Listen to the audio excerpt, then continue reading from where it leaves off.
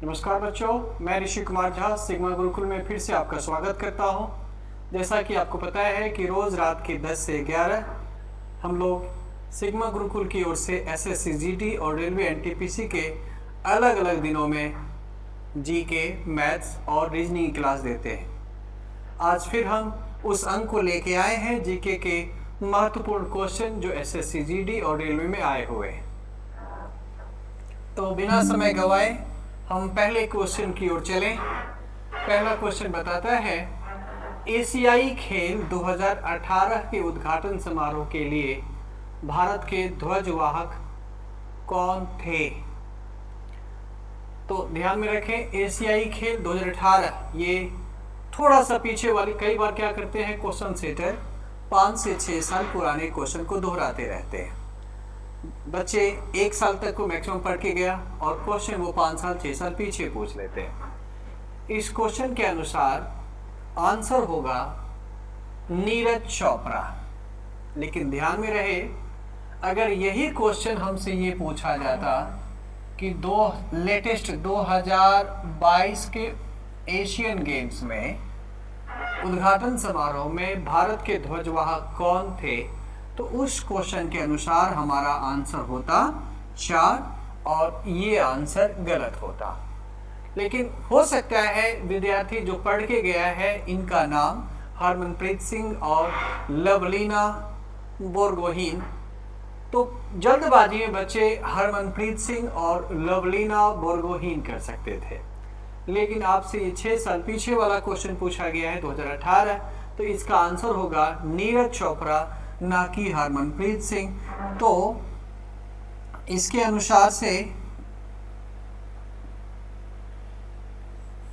अनुसार से आंसर होगा नीरज चोपड़ा, और 2022 पूछे जाते तो हरमनप्रीत सिंह एंड लवलीना बोरगोहीन। चलते हैं अगले क्वेश्चन की ओर। अगला क्वेश्चन है, यूकी भांभरी निम्नलिखित में से किस खेल से संबंधित है? Yuki Bhambri is related to which of the following games? Cricket, baseball, badminton and tennis. इस क्वेश्चन का आंसर होगा टेनिस।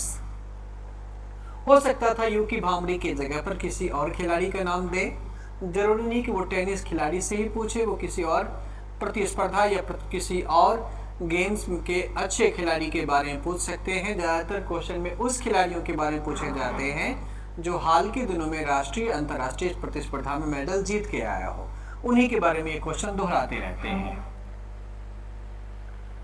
क्वेश्चन नंबर 3, निम्नलिखित में से किस उपकरण का उपयोग हवा या गैस की आर्द्रता को मापने के लिए किया जाता है? इनसे जुड़ा हुआ क्वेश्चन हम पिछले एक सेट में देख चुके थे। उसमें क्वेश्चन पूछने का तरीका थोड़ा अलग था, लेकिन यहाँ पूछा गया सीधे तौर पर किस उपकरण का उपयोग हवा या गैस की आर्द्रता को मापने के लिए किया जाता। मैंने वहाँ भी समझाया था कि 4 ऑप्शन और चारों के बारे में डिफाइन किया था कि ये किस किस चीज़ में प्रयोग किए जाते हैं। Which among the following instruments is use to measure the humidity of the air और ए गैस? तो यहाँ आंसर होगा हाइग्रोमीटर। हाइग्रोमीटर का प्रयोग हवा की या गैस की आर्द्रता को मापने के लिए, ह्यूमिडिटी को मापने के लिए किया जाता है। जबकि बाकी के जो 3 ऑप्शन है उसके अलग अलग प्रयोग है। जैसे बोलोमीटर का प्रयोग टेम्परेचर एंड हीट के लिए किया जाता है, तापमान और ऊष्मा के लिए किया जाता है। एनीमोमीटर का प्रयोग हवा की गति और दिशा को मापने के लिए किया जाता है, तो हवा की गति और दिशा के मापने के लिए इसका प्रयोग किया जाता है। और हाइग्रोमीटर का प्रयोग किया जाता है हवा या गैस की आर्द्रता को मापने के लिए। चलते हैं अगले क्वेश्चन की ओर। अगला क्वेश्चन है, राजगृह कई वर्षों तक मगध की राजधानी थी, बाद में राजधानी को डैश में स्थानांतरित कर दिया गया। Rajgriha was the capital of Magad for several years. Later the capital was shifted to dash. सबसे पहले ये जान लें कि राजगृह का नाम क्या था। राजगृह जिसे गिरिव्रज भी कहा जाता है, राजगृह की स्थापना मगध के पहले शासक हर्यक वंश के पहले शासक बिंबिसार हर्यक ने किया था। तो राजगृह मगध की पहली राजधानी थी। फिर उसके बाद मगध पर एक वंश आया जिस वंश का नाम था शिशुनाग डायनेस्टी। शिशुनाग वंश में वहां के राजा कालाशोक ने अपनी राजधानी कुछ समय के लिए वैशाली को कर दिया था। तो ध्यान में रखना है कि यहाँ वैशाली ऑप्शन में है ही नहीं, लेकिन क्वेश्चन के अनुसार से आंसर कुछ हो सकता है, लेकिन ध्यान में रहे गिरिव्रज या राजगृह के बाद मगध की राजधानी क्या थी? वैशाली थी। तो उसके अनुसार से अगर पूछे जाए तो गिरिव्रज के बाद राजधानी वैशाली, लेकिन यहाँ पूछा गया है राजगृह कई वर्षों तक मगध की राजधानी थी, बाद में राजधानी को डैश में स्थानांतरित कर दिया गया। तो मगध के ही पहले वंश के शासक थे हर्यक वंश के शासक, क्या नाम था? बिंबिसार हर्यक। उन्हीं के पोते का नाम था उदयन। उदयन ने पाटलिपुत्र को मगध की राजधानी बनाया था। तो इस क्वेश्चन के अनुसार से आंसर होगा पाटलिपुत्र, लेकिन ध्यान में रहे मगध की पहली राजधानी थी राजगृह और कुछ समय के लिए राजधानी बनी थी वैशाली।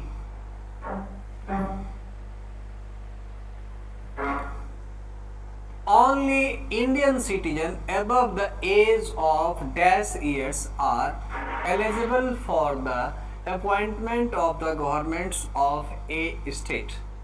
केवल डैश वर्ष से अधिक आयु का भारतीय नागरिक ही किसी राज्य के राज्यपाल की नियुक्ति के लिए पात्र है। सबसे पहले में ऑप्शन की ओर चलते हैं। ऑप्शन ए कहता है 28 ना तो प्रधानमंत्री के लिए, ना मुख्यमंत्री के लिए, ना राष्ट्रपति के लिए, ना राज्यपाल के लिए, ना ही एमएलए के लिए, ना एमपी के लिए, ना एमएलसी के लिए, किसी भी के लिए मिनिमम एज का क्राइटेरिया ये फुलफिल नहीं करता। ऑप्शन 2 40 ये भी ऑप्शन से टैली नहीं करता, क्वेश्चन के अनुसार से टैली नहीं करता। ऑप्शन 3 25 ध्यान में रहे देश में विधानसभा यानी कि राज्यों की विधानसभा के मेंबर बनने के लिए 25 वर्ष की पात्रता होनी चाहिए मिनिमम। लोकसभा के लिए भी 25 वर्ष की पात्रता है, अर्थात एमएलए एमपी कौन सा? लोकसभा का। और पीएम और सीएम के लिए मिनिमम एज 25 होनी चाहिए। और ऑप्शन 4 जो है वो 35, तो 35 वर्ष की उम्र राष्ट्रपति के लिए भी है और 35 वर्ष की उम्र राज्य के राज्यपाल के लिए भी है। तो इस क्वेश्चन के अनुसार आंसर होगा 35। ये गवर्नर एंड प्रेसिडेंट दोनों के लिए मिनिमम एज है।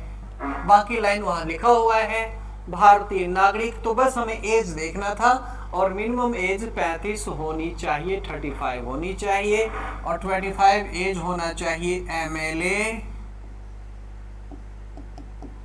एमपी लोकसभा का और सीएम पीएम और कैबिनेट मिनिस्टर। अगर सीएम और पीएम के लिए 25 मिनिमम एज है तो कैबिनेट मंत्री परिषद के सारे मेंबर लोकसभा के बहुमत से ही चुन के आते हैं, तो इसके लिए मिनिमम एज होना चाहिए 25 वर्ष।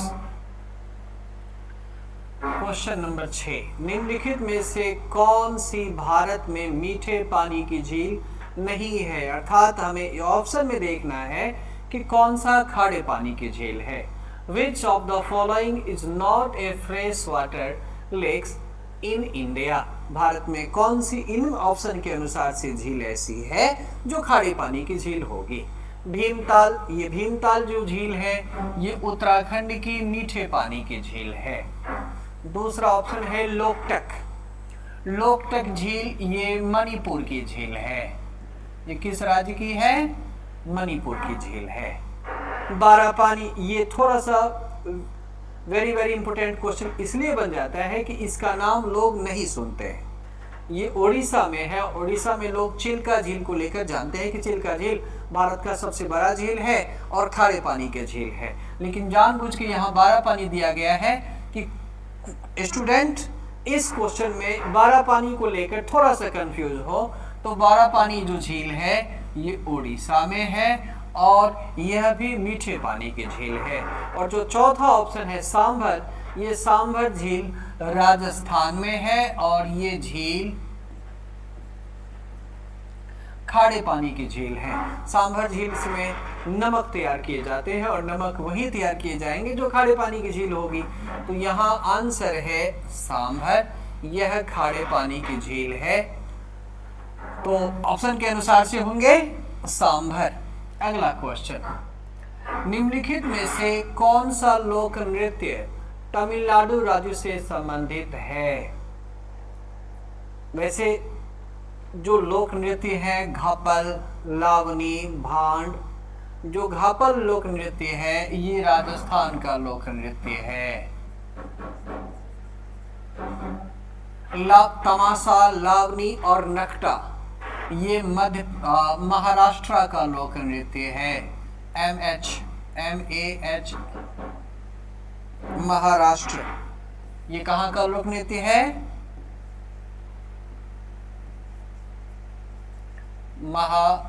महाराष्ट्र।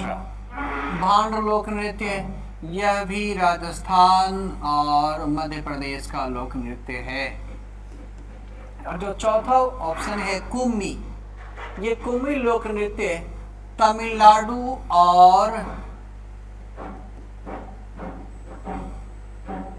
आंध्र प्रदेश और केरला, इन 3 राज्यों का लोक नृत्य है।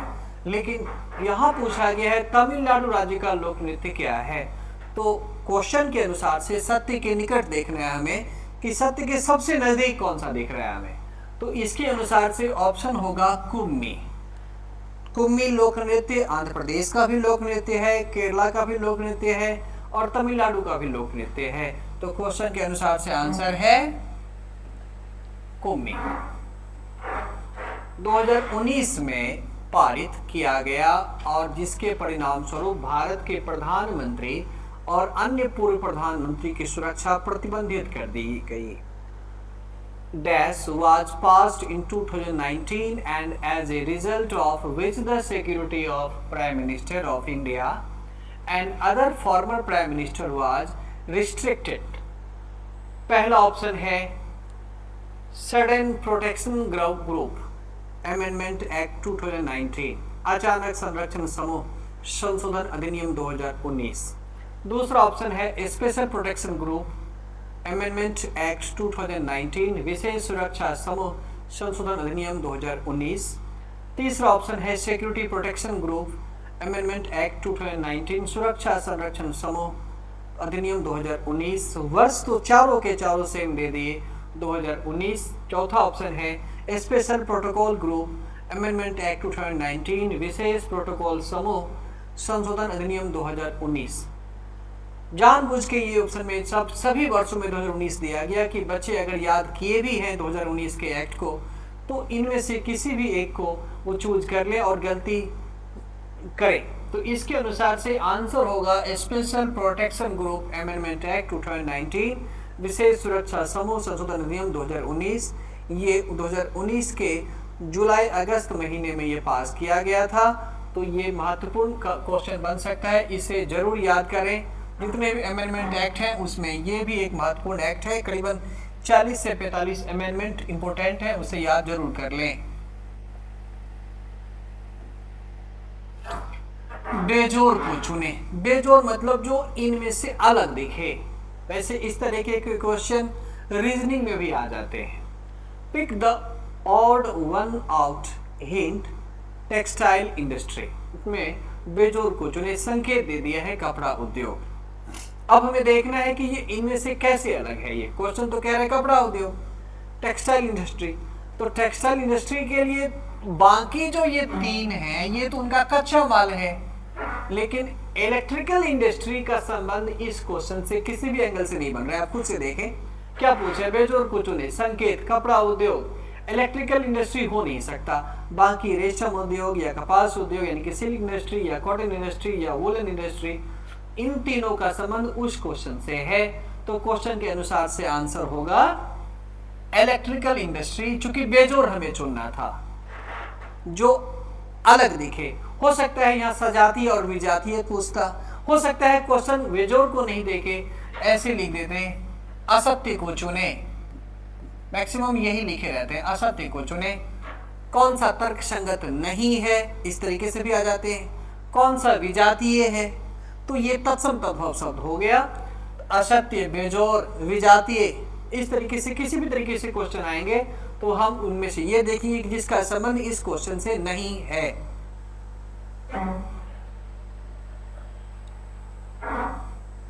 दर्शना झावेरी को किस नृत्य शैली के लिए पद्मश्री मिला? इसी क्वेश्चन से मिला हुआ मिलता जुलता क्वेश्चन था। झावेरी बहने, झावेरी बहने, झावेरी सिस्टर। दर्शना झावेरी को किस नृत्य शैली के लिए पद्मश्री मिला? तो आंसर होगा मणिपुरी। दर्शना झावेरी का आंसर क्या होगा? मणिपुरी। और मणिपुरी लोक नृत्य के बारे में जान लें, ये लोक नृत्य भारत के प्रमुख शास्त्रीय नृत्य में काउंट होते हैं। भारत में कितने शास्त्रीय नृत्य हैं? 8 शास्त्रीय नृत्य हैं, जिनमें से मणिपुरी भी एक है। एक लेखा वर्ष के दौरान घरेलू क्षेत्र में उत्पादित अंतिम वस्तुओं और सेवाओं का कुल मूल्य घरेलू आय है। Total value of final goods and services produced domestic territory during an accounting year is domestic income. सीधे तौर पर हम लोग पढ़ते हैं, जीडीपी का डिफिनेशन पढ़ते हैं। एक वित्तीय वर्ष के दौरान एक किसी भी क्षेत्र की भौगोलिक सीमा के अंदर, एक निश्चित वर्ष के दौरान किसी भी देश की भौगोलिक सीमाओं के अंदर वहां के रहने वाले तमाम लोगों के द्वारा अंतिम सीमांत उपयोगिता। यहां सीधे तौर पर क्वेश्चन में ये पूछा है away from, other than, outside. ना अवे फ्रॉम होंगे, ना अदर देन होंगे, ना आउटसाइड होंगे, विद इन। ध्यान रखिए, यहाँ मैंने 4 ऑप्शन अंग्रेजी में ही दे दिया है। अगले क्लास से ध्यान रखूंगा कि इसका एक, वैसे सारे क्वेश्चन में इंग्लिश हिंदी दोनों लिखे गए हैं, बस यही एक क्वेश्चन ऐसा रह गया जिसमें हिंदी में नहीं है, तो इस बात पर मैं ध्यान रखूंगा कि हिंदी में भी इसके ऑप्शन होने चाहिए। Which article of the Constitution of India abolishes the concept of untouchability and prohibits its practice in any shape or form? Bharat के संविधान का कौन सा अनुच्छेद अस्पृश्यता की अवधारणा को समाप्त करता है और किसी भी आकार या रूप में इसके अभ्यास पर रोक लगाता है? ऑप्शन 16, 15, 17 और 14। वैसे क्वेश्चन के अनुसार से आंसर होगा अस्पृश्यता का अंत 14, लेकिन हमें चारों को देखना है। ये चारों कई बार अलग अलग वर्षों में पूछे गए क्वेश्चन है। आर्टिकल 16 में क्या आता है, 15 में क्या आता है, 17 में क्या आता है, 14 में क्या आता है। वैसे ये चारों आर्टिकल आता है फंडामेंटल राइट में। किसमें आता है? Fundamental rights. इनमें से जो अनुच्छेद 14 है ये कहता है समानता का अधिकार, राइट्स टू इक्वलिटी। कई बार समानता के अधिकार से क्वेश्चन आते हैं। राइट्स टू इक्वलिटी कौन से अनुच्छेद में आता है? तो राइट्स टू इक्वलिटी का मतलब कि भारत के तमाम नागरिकों को समान अधिकार मिले, न जाति के आधार पर, न लिंग के आधार पर, न भाषा के आधार पर उनके साथ कुछ भेदभाव हो, उनको सार्वजनिक क्षेत्र पर जाने से रोका ना जाए। तो समानता का अधिकार आर्टिकल 14। 17 कहता है राइट्स टू इक्वलिटी के अंतर्गत 17 कहता है अस्पृश्यता का अंत, अनटचेबिलिटी। और भारत में अनटचेबिलिटी किस प्रकार की है? तो भारत में अनटचेबिलिटी है जाति के आधार पर या धर्म के आधार पर या रंग के आधार पर। तो भारत में जो अनटचेबिलिटी है वो जाति के आधार पर है, ना कि रंग के आधार पर। रंग के आधार पर untouchability Africa and north America और साउथ अमेरिका साइड में किए जाते हैं। अनुच्छेद 17 कहता है अस्पृश्यता का अंत, एंड ऑफ अनटचेबिलिटी। अनटचेबिलिटी। और आर्टिकल 15 कहता है 15 और 16 कि जिस भारत में जो उपेक्षित वर्ग हैं उनको अवसर की समानता मिले, तो इसके लिए अनुच्छेद 15 और 16 है। तो ये चारों के चारों आर्टिकल किस में आ गए? फंडामेंटल राइट्स में।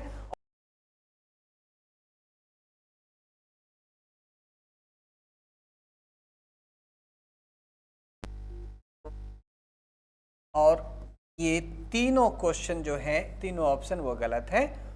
ऑप्शन के अनुसार ऑप्शन 3 होना चाहिए, लेकिन चारों के चारों आर्टिकल को अच्छे तरीके से पढ़ लें, ये बहुत महत्वपूर्ण है, कई पेपरों में आए हुए हैं।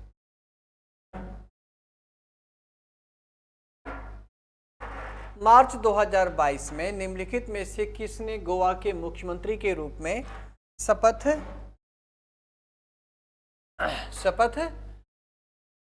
ली? Option A Pramod Sawant, option B Manohar Parrikar, option C Digambar Kamat, option D Sudin Dhavalikar. वैसे ये सारे के सारे गोवा के मुख्यमंत्री रह चुके हैं। इनमें से मनोहर पारेकर की तो मृत्यु भी हो गई 2020-21 के आसपास में। ये वो मुख्यमंत्री रहे जो कि अपने सादगी के लिए जाने गए, IITN रह चुके थे और देश के डिफेंस मिनिस्टर भी रह चुके हैं मोदी कार्यकाल में, और इनकी मृत्यु हुई कैंसर की वजह से। तो इसमें ये ऑप्शन तो होंगे नहीं, 2022, इनकी मृत्यु 2020 में ही हो चुकी थी, तो ऑप्शन बी अपने आप में कट गया। दिगंबर कामत भी मुख्यमंत्री थे, लेकिन ये 2014 से पहले थे। तो क्वेश्चन के अनुसार आंसर होगा प्रमोद सावंत। बाकी इन 3 ऑप्शन पर ध्यान नहीं देना है। राजस्थान का प्रसिद्ध मेला, प्रसिद्ध पुष्कर मेला एक वर्ष में डैश आयोजित होता है? भारत का एकमात्र मंदिर, ब्रह्मा जी का मंदिर पुष्कर राजस्थान में है, और यहाँ वर्ष में एक बार आयोजन किया जाता है मेला। ये ऐसा मेला होता है जो भारत विश्व में 2 ही प्रसिद्ध मेले हैं जो कि पशु के लिए हैं। एक पुष्कर मेला है और एक है सोनपुर का मेला। ये सोनपुर का मेला हरिहर क्षेत्र में लगाए जाते हैं, बिहार के सोनपुर में, और ये मेला वर्ष में एक बार आयोजित किया जाता है। तो ध्यान में रखें, ऐसे करके क्वेश्चन ये भी पूछे जाते हैं जैसे कि सोनपुर मेला भी वर्ष में एक ही बार होता है और ये मेला एक बार किए जाते हैं। और ये ऑप्शन में 2 टाइम, 4 टाइम्स, 3 टाइम इसलिए दिए गए क्योंकि जैसे कि बिहू लोक नृत्य, या ऐसे पूछे गए कि असम में जो बिहू उत्सव मनाए जाते हैं वर्ष में कितनी बार मनाए जाते हैं, तो वो 3 बार मनाया जाता है, लेकिन पुष्कर मेला वर्ष में एक ही बार मनाया जाता है। भारत की 5वीं पंचवर्षीय योजना किस पर केंद्रित थी? भारत की 5वीं पंचवर्षीय योजना जिसका मॉडल डीपी धर ने तैयार किया था। किसने तैयार किया? डीपी धर ने तैयार किया। डीपी धर जम्मू कश्मीर से थे और इंदिरा गांधी के सबसे नज़दीकी थे, और डीपी धर ने एक ऐसे समय पर इंदिरा गांधी का साथ दिया जब भारतवर्ष के तमाम नेता और तमाम युवा इंदिरा गांधी के खिलाफ थे। ये कार्यकाल था 5वीं पंचवर्षीय 1974 to 79 के बीच। लेकिन इस प्लान में एक विशेषता ये भी है जो अलग तरीके से क्वेश्चन में पूछ लेते हैं कि 5वीं पंचवर्षीय ऐसी कौन सी 5 ईयर प्लान थी जो 1 साल पहले ही रोक दी गई। तो ये जो 5 साल के प्लान है 1974 to 79 के बीच नहीं चल के 1774 to 78 के बीच चली थी, और इसमें रिमूवल पॉवर्टी यानी कि गरीबी हटाओ, जिसको लेकर जयप्रकाश नारायण ने मजाक भी उड़ाया था उनका कि ये गरीबी हटाओ नहीं, ये गरीबों को हटाने का प्लान तैयार किया है। तो गरीबी हटाओ का प्लान किसने तैयार किया? डीपी धर ने। मॉडल उनका था और तैयार करने वाली इंदिरा गांधी, और योजना का नाम 5th 5 ईयर प्लान। और बाकी के जो ऑप्शन है सेंट्रलाइजेशन ऑफ स्टेट्स, ये 4th 5 ईयर प्लान की विशेषता थी। 4th 5 year plan. और रिमूवल ऑफ फॉरेस्ट ये हो नहीं सकता किसी 5वीं पंचवर्षीय किसी भी 5 ईयर प्लान का, क्योंकि कौन सा ऐसा 5 ईयर प्लान होगा जिसमें वनों को हटाने की बात उठाएंगे। इसलिए ये ऑप्शन तो पहले ही कट है, ये ऑप्शन 4th 5 ईयर प्लान में चला गया।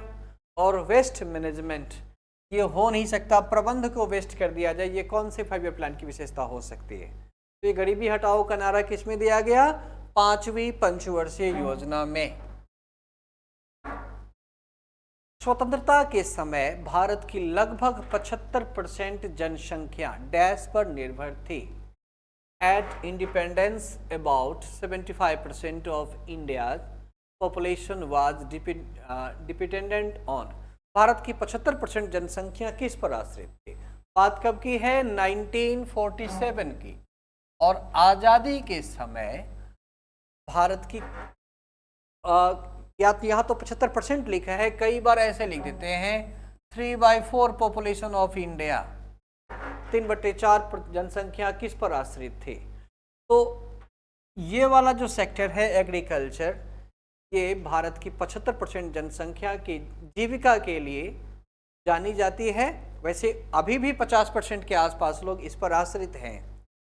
जीडीपी में योगदान कितना है ये बात का विषय है, जीडीपी में योगदान इनका मात्र 17% है, लेकिन अधिकांश लोग किस में लगे हुए हैं, एग्रीकल्चर में लगे हुए हैं। लेकिन आज़ादी के समय 75% लोग इसमें लगे हुए थे, 3/4 पॉपुलेशन। तो आंसर क्या होगा, एग्रीकल्चर। बाकी सर्विस सेक्टर या मैन्युफैक्चरिंग या माइनिंग, तो इन सब में लोग लगे हुए हैं। जीडीपी में इनका योगदान सबसे ज़्यादा है, लगभग 54% जीडीपी में हिस्सा इनका है। मैन्युफैक्चरिंग सेक्टर का हिस्सा लगभग 29% के आसपास है। एग्रीकल्चर का हिस्सा 17%, यानी कि इन दोनों को मिला के, चूंकि एग्रीकल्चर माइनिंग ये सब प्राइमरी सेक्टर में आते हैं। तो ध्यान में रहे, यहाँ पूछा ये गया है कि अधिकांश लोग किस पर आश्रित हैं, तो एग्रीकल्चर पे आश्रित थे। अभी भी अगर क्वेश्चन पूछ ले कि भारत की लगभग अधिकांश जनसंख्या किस पर आश्रित है, तो एग्रीकल्चर ही आंसर अभी भी करेंगे आप। यहाँ पर तो आंकड़े भी दे रखे हैं, तो इसके अनुसार से एग्रीकल्चर। निम्नलिखित में से कौन भारत के स्वतंत्रता आंदोलन के लाल बाल पाल में से एक था। पहले में इन तीनों के नाम जान लें। लाल का मतलब लाला लाजपत राय, लाल का मतलब एक नाम लाला लाजपत राय, एक नाम बाल गंगाधर तिलक, बाल गंगाधर तिलक, तीसरा नाम पाल, विपिन चंद्र पाल, विपिन चंद्र पाल।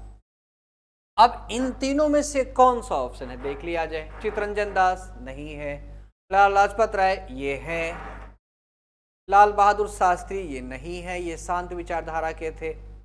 जवाहरलाल नेहरू नहीं है, ये भी शांत विचारधारा, ये नरम दल के कांग्रेस के दिग्गज नेता रहे हैं। चित्तरंजन दास वैसे सुभाष चंद्र बोस के राजनीतिक गुरु थे और इन्होंने स्वराज पार्टी की स्थापना की थी। स्वराज पार्टी पंडित जवाहरलाल नेहरू के पिताजी के सहयोग से। पंडित जवाहरलाल नेहरू देश के पीएम रह चुके हैं, कांग्रेस के कई अधिवेशन के अध्यक्ष रह चुके हैं। लाल बहादुर शास्त्री जो देश के पीएम रह चुके हैं, तो जिनका एक ही नारा था जय जवान जय किसान। तो क्वेश्चन के अनुसार से आंसर होगा लाला लाजपत राय। आपके सामने तीनों ऑप्शन है, लाजपत राय, बाल गंगाधर तिलक और विपिन चंद्र पाल, और इसमें से एक ही मिलता है लाला लाजपत राय। तो वे प्रजातियां जो एक नंगे क्षेत्र को डैश करती है अग्रणी प्रजाति कहलाती है। ऐसी प्रजाति जो नंगे क्षेत्र में, यानी कि स्वाभाविक तौर पर एक ऐसी प्रजाति जो जंगलों में रहती है, उनका एक ही काम होगा इन्वेड करना, आक्रमण करना। मानव विकास सूचकांक 2021 के संदर्भ में भारत का स्थान क्या है। 2021 के अनुसार तो 132 थी, लेकिन नया आंकड़ा जो 2023-24 का है करंट वाले का, उसके अनुसार ये घट के 134 पे आ गए हैं। लेकिन जब 132 थी तो कम देशों ने अपना आंकड़ा भेजा था यूएनडीपी के पास, लेकिन जब 134 पे आई है तो 193 देशों ने अपना डिटेल भेजा होगा। चूंकि यूएनओ में टोटल कितने कंट्री है, यूएनओ में टोटल कंट्री की संख्या भी 193 है। इसका मतलब सभी देशों ने जब हिस्सा लिया तो भारत 134वें नंबर पे है। ध्यान में रहे, एचडीआई का पूरा नाम कई बार क्वेश्चन आता है तो मानव विकास सूचकांक, ह्यूमन डेवलपमेंट इंडेक्स। और कई बार क्वेश्चन ये पूछते हैं कि एचडीआई में पहला स्थान किसका रहा है, तो कनाडा और नॉर्वे ये ऊपर नीचे होते रहते हैं। और कई बार क्वेश्चन ये आते हैं कि एचडीआई में किन 3 विषय पर ध्यान दिया जाता है। तो एचडीआई में 3 विषय कौन कौन से हैं, तो पहला विषय है प्रति व्यक्ति आय, पर कैपिटा इनकम। किसी भी देश की पर कैपिटा इनकम पहला सब्जेक्ट होगा, इस पर ध्यान दिया जाता है। दूसरा किस चीज पर ध्यान दिया जाता है, तो शिक्षा और साक्षरता, education and literacy, education and literacy. और तीसरा होता है कि उस देश की पर कैपिटा इनकम के बाद एजुकेशनल एंड लिटरेसी। और तीसरा ये देखा जाता है कि उस देश में हेल्थ इशू कैसा है, स्वास्थ्य का विषय कैसा है।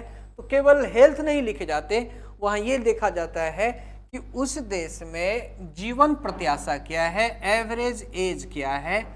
जिस देश में जितना एवरेज एज ज़्यादा होगा, स्वाभाविक तौर पर उनका हेल्थ बेहतर होगा, तभी वो अधिक से अधिक उम्र तक जीते हैं। तो एवरेज उम्र देखी जाती है, हिंदी में कहते हैं जीवन प्रत्याशा, उनका लाइफ टाइम देखा जाता है, जीवन प्रत्याशा। तो अब आपके सामने विस्तार से देखें तो मानव विकास सूचकांक 2021 के अनुसार से, क्वेश्चन के अनुसार से 132 आंसर होगा। अगर करंट का पूछता तो हमारे आंसर 134 होते। और अगर ये पूछा जाता कि एचडीआई में किन किन विषय पर ध्यान दिया जाता है, तो per capita income, education and literacy और third average age.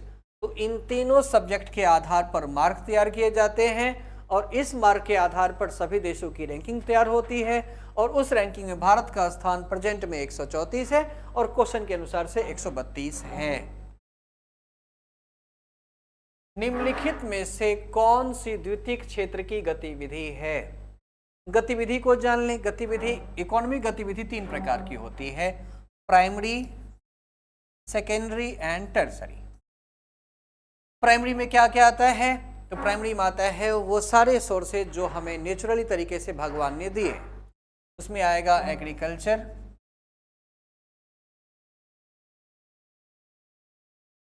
Mining, farming. Secondary में आता है कि जो हमें भगवान ने दिया है उसमें अपना दिमाग लगाकर उसे नया आकार दे दें, तो उसे कहते हैं मैन्युफैक्चरिंग। हो सकता है उसमें मुझे मजदूरों की जरूरत हो, कर्मियों की जरूरत हो, तो यही सेकेंडरी स्टेट हमसे पूछा गया है। तो माइनिंग होंगे नहीं, माइनिंग पहले में गया, फॉरेस्ट्री पहले में गया, तीसरा मैन्युफैक्चरिंग इंडस्ट्री, और यही आंसर सही होगा। माफ करना, मैंने इसे भी गलत कर दिया था। आंसर क्या होगा, मैन्युफैक्चरिंग। तो आंसर क्या हुआ, मैन्युफैक्चरिंग, या हिंदी में इसे कहते हैं विनिर्माण उद्योग। विनिर्माण उद्योग, इसे हिंदी में भी ट्रांसलेट कर देना चाहिए था। माफ कीजिएगा, मैं अगली क्लास से ध्यान रखूंगा इन बातों पर कि हिंदी मीडियम में भी आपके सामने ऑप्शन मौजूद हो। मैं सबके बारे में, माइनिंग बोलते हैं खनन, फॉरेस्ट्री बोलते हैं वानिकी, और मैन्युफैक्चरिंग बोलते हैं विनिर्माण को। तो क्वेश्चन के अनुसार से आंसर क्या होगा, विनिर्माण उद्योग। इस तरीके से हमने आज लगभग 20 क्वेश्चन को तैयार किया। वो सारे 20 क्वेश्चन नाम के लिए 20 हैं, लेकिन आज हम फिर से 100 क्वेश्चन जो कि मोस्ट इंपोर्टेंट हैं, उन 20 की जो आसपास के सराउंड में जितने भी मेन क्वेश्चन बनते थे उसकी चर्चा कर दिया। हम सिग्मा गुरुकुल के इन सभी प्लेटफॉर्म पे मौजूद हैं। आप सभी इन सभी चैनलों में हमारी मदद करें, इसे बच्चों के बीच भेजें। अधिकांश बच्चे अगर इसका लाभ उठाएं, इससे सभी बच्चों का कल्याण होगा। तो इन सभी चैनलों पर, जैसे सिग्मा गुरुकुल ऐप में मैं मौजूद हूँ, एंड्रॉयड फ़ोन में मौजूद हूँ, और बाकी यूट्यूब, टेलीग्राम, व्हाट्सएप, इंस्टाग्राम, इन सब पे शेयर करें और फॉरवर्ड करें। आज के लिए इतना ही। जय हिंद, जय भारत।